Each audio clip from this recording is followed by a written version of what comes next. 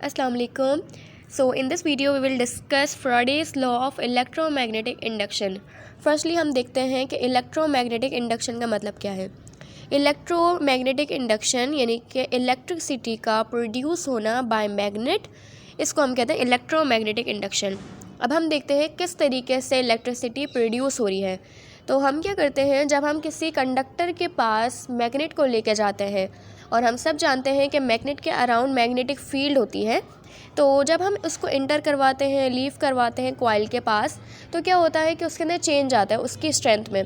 ठीक है, तो इसकी वजह से जो चेंज आने की वजह से जब मैग्नेटिक जो है वो करंट करता है, करंट को इंड्यूस करता है, तो ऐसे जो है इलेक्ट्रिसिटी प्रोड्यूस होती है। किस तरीके से कि हम किसी कॉइल के पास मैग्नेट को लेके जाएं, उसको फिर वापस लेकर आ जाएं, वापस लेके जाएं, फिर वापस दूर कर दें, तो इसकी वजह से जो है वो मैग्नेटिक फील्ड की वजह से, मैग्नेटिक फ्लक्स के चेंज की वजह से करंट प्रोड्यूस होता है, जिसको हम कहते हैं इलेक्ट्रोमोटिव फोर्स का इंड्यूस होना। तो इस तरीके से, और हमें कैसा पता चलेगा कि करंट इंड्यूस हुआ है, ईएमएफ इंड्यूस हुई है? ऐसे पता चलेगा कि हम कॉइल के साथ जो वायर है उसके साथ हम क्या लगा देंगे, गैल्वेनोमीटर या कोई और सी डिवाइस जो कि करंट को मेजर करती है। तो जब भी करंट इंड्यूस होगा, ईएमएफ इंड्यूस होगी, तो गैल्वेनोमीटर जो है वो हमें रीडिंग देगा। वो उसकी नीडल जो है क्या शो करेगी कि हाँ करंट इंड्यूस हुआ है और करंट इंड्यूस नहीं हुआ। अब जो है फ्राडे क्या कहता है इस बारे में, उसको हम डिस्कस करते हैं। तो स्टेटमेंट कुछ इस तरीके से है कि ईएमएफ यानी कि इलेक्ट्रोमोटिव फोर्स इंड्यूस होगी इन अ कंडक्टर। कब इंड्यूस होगी?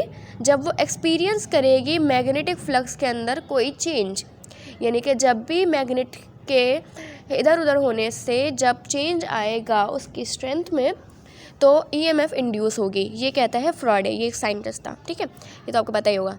तो इसकी मैथमेटिकल एक्सप्रेशन अगर हम देखें तो क्या है कि इंड्यूस ईएमएफ को हम ऐसे ई से शो करते हैं।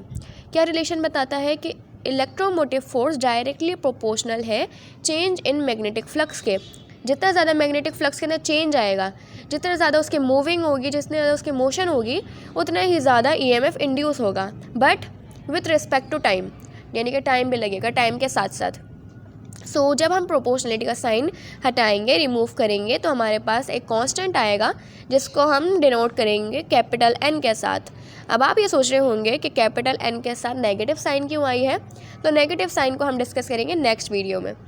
अगर आपको पता है तो कमेंट सेक्शन में मुझे ज़रूर बताइएगा। तो अब देखते हैं कि क्या क्या फैक्टर अफेक्ट करते हैं ईएमएफ को। तो सबसे पहले जो इंड्यूस ईएमएफ, जो इलेक्ट्रोमोटिव फोर्स इंड्यूस हुई थी, उसको अफेक्ट करता है चेंज इन मैग्नेटिक फ्लक्स।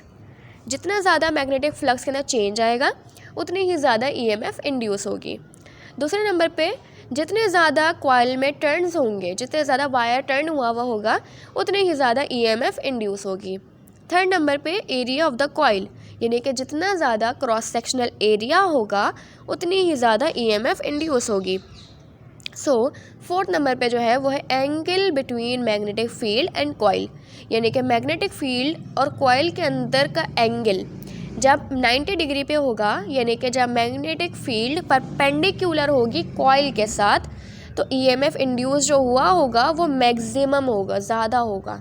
लेकिन जब मैग्नेटिक फील्ड पैरेलल होगी कॉइल के साथ, यानी कि 0 डिग्री पर होगी, तो ईएमएफ बहुत कम होगा या फिर होगा ही नहीं।